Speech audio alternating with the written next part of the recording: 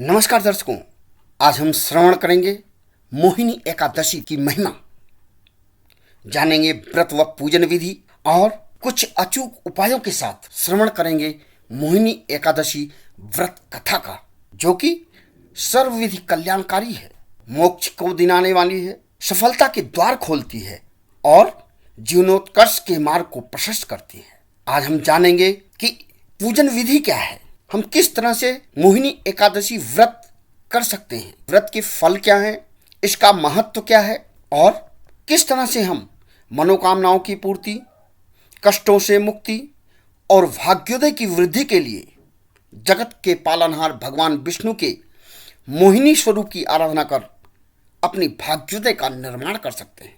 विष्णु पुराण के अनुसार जगत के पालनहार भगवान विष्णु ने समुद्र मंथन से निकले अमृत पान को पाने के लिए देवताओं और दानवों में छिड़े संघर्ष को समाप्त करने और देवताओं के कल्याण के लिए मोहिनी रूप धारण किया था।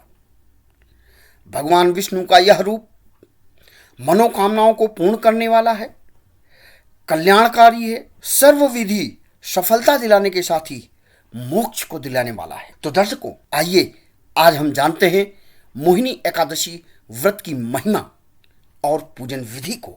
दर्शकों, मोहिनी एकादशी व्रत संकल्प के साथ किया जाने वाला व्रत है। व्रत का प्रारंभ एक दिन पूर्व दशमी की पूर्व संध्या पर सूर्यास्त से पहले किए जाने वाले सात्विक भोजन से होता है और समापन द्वादशी को प्रातःकाल श्री हरि विष्णु और माता लक्ष्मी की आराधना कर पारण के साथ होता है।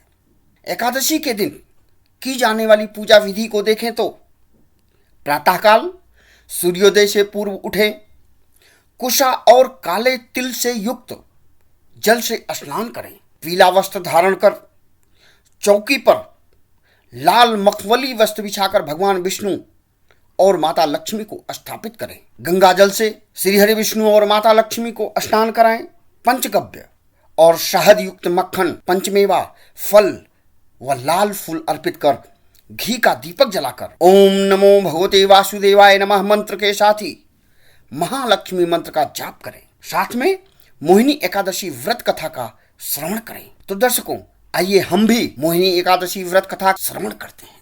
कथा में प्रवेश करें तो महाभारत युद्ध के पश्चाताप की अग्नि में जल रहे धर्मराज युधिष्ठिर को कर्म और धर्म का ज्ञान देते हुए योगेश्वर श्री कृष्ण ने मोहिनी एकादशी की महिमा और महत्व की कथा का वर्णन किया। कथा के अनुसार धर्मराज युधिष्ठिर ने योगेश्वर श्री कृष्ण से प्रश्न किया कि हे केशव, वैशाख मास की शुक्ल पक्ष की एकादशी का क्या नाम है तथा उसकी कथा क्या है और इस कथा से क्या लाभ मिलता है, कृपया हमें इसके विषय में बताएं। योगेश्वर श्री कृष्ण ने बड़े ही सौम्य भाव से कहा कि हे युधिष्ठिर, मैं आपसे एक कथा कहता हूं जिसे त्रेता युग में महर्षि वशिष्ठ ने मर्यादा पुरुषोत्तम श्री राम से कही थी। वैशाख मास में जो एकादशी आती है उसका नाम मोहिनी एकादशी है। इसकी कथा मैं सुनाता हूं, आप ध्यानपूर्वक सुने।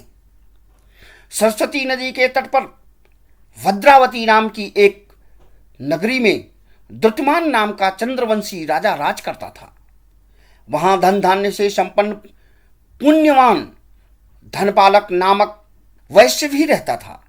वह अत्यंत धर्मालु और विष्णु भक्त था। उसने नगर में अनेक भोजनालय, प्याऊ, कुएं, सरोवर, धर्मशाला आदि बनवाए थे। सड़कों पर आम, जामुन, नीम आदि के अनेक वृक्ष लगवाए थे। उसके 5 पुत्र थे, सुमना, सद्बुद्धि, मेधावी, सुकृति और धृष्ट बुद्धि। इनमें से 5वां पुत्र धृष्ट बुद्धि महापापी था। वह पितर आदि को नहीं मानता था, दुराचारी मनुष्यों की संगति में रहकर जुआ खेलता था। अनेक कुकर्मों में वह पिता के धन को नष्ट कर देता था। इन्हीं कारणों से त्रस्त होकर पिता ने उसे घर से निकाल दिया था। घर से बाहर निकलने के बाद वह अपने गहने कपड़े बेचकर अपना निर्वाह करने लगा। सब कुछ नष्ट हो गया तो सगे संबंधियों ने उसका साथ छोड़ना शुरू कर दिया। अब वह भूख प्यास से अति दुखी रहने लगा। कोई सहारा न देख करके वह चोरी भी सीख गया। एक बार वह पकड़ा गया। वैश्य का पुत्र जानकर चेतावनी देकर छोड़ दिया गया, मगर दूसरी बार फिर पकड़ा गया। राजाज्ञा से इस बार उसे कारागार में डाल दिया गया। कारागार में उसे अत्यंत दुख दिए गए। बाद में राजा ने उसे नगरी से निकाल दिया। वह नगर से निकलने के बाद वन चला गया। वहां वन्य पशु पक्षियों को मारकर खाने लगा। एक दिन भूख प्यास से व्यथित होकर वह खाने की तलाश में घूमता हुआ कौंडिल्य मुनि के आश्रम में पहुंचा। उस समय बैसाख मास चल रहा था और ऋषि गंगा स्नान करके आ रहे थे। उनके भीगे वस्त्रों के छींटे उस पर पड़ी, जिससे उसको सद्बुद्धि की प्राप्ति हुई। वह कौंडिल्य मुनि से हाथ जोड़कर कहने लगा, हे मुनि, मैंने जीवन में बहुत पाप किए हैं। आप इन पापों से छूटने का कोई साधारण बिना धन का प्रयोग किए उपाय बताएं। उसके दीन वचन को सुनकर मुनि ने सहज भाव से प्रसन्न होकर कहा कि हे पुत्र, तुम वैशाख मास की शुक्ल पक्ष की एकादशी का व्रत करो, इससे तुम्हारे समस्त पाप नष्ट हो जाएंगे। मुनि के वचन को सुनकर वह अत्यंत प्रसन्न हुआ और उनके द्वारा बताई गई विधि के अनुसार मोहिनी एकादशी का व्रत पूजन व कथा का श्रवण किया। हे राम, अनेकानेक पापों से ग्रसित, पूरे जीवन पापों में लिप्त वह वैश्य पुत्र धृष्ट बुद्धि भगवान श्री हरि विष्णु के चरणों में अपने को समर्पित कर मोहिनी एकादशी के व्रत का श्रवण कर अपने समस्त पापों को नष्ट कर दिया।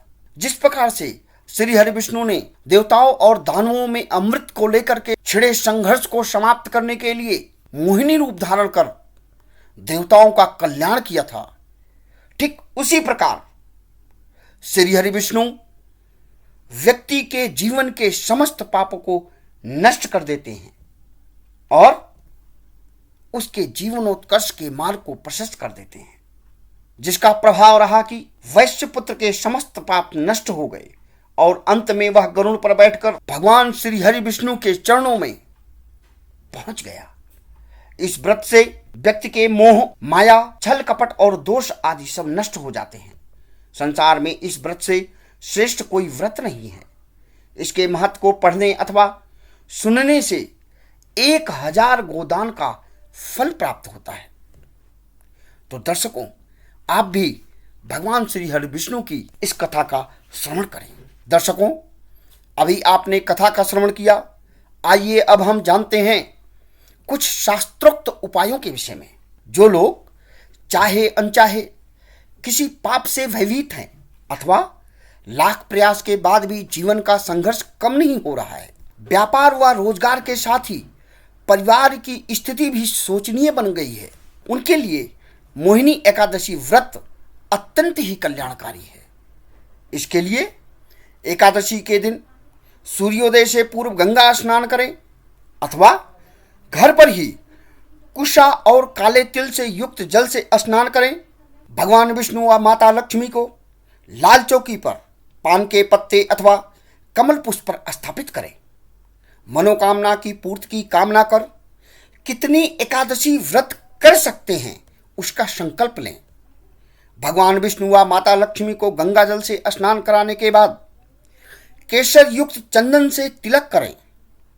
सवा पाव अर्थात 250 ग्राम की मात्रा में शहद, दही व काले तिल को अर्पित कर भोग लगाएं। भोजपत्र पर भगवान विष्णु के महामंत्र व माता लक्ष्मी के महामंत्र को लिखकर उनके चरणों में अर्पित करें, जिसे सायंकाल उठाकर अपने घर के मंदिर में रखकर हर दिन धूप दीप करें। घी का दीपक जलाकर महामंत्र का जाप करें, कथा का श्रवण या वाचन करें। गाय को बेसन युक्त आटे की घी व गुड़ के साथ रोटी खिलाएं।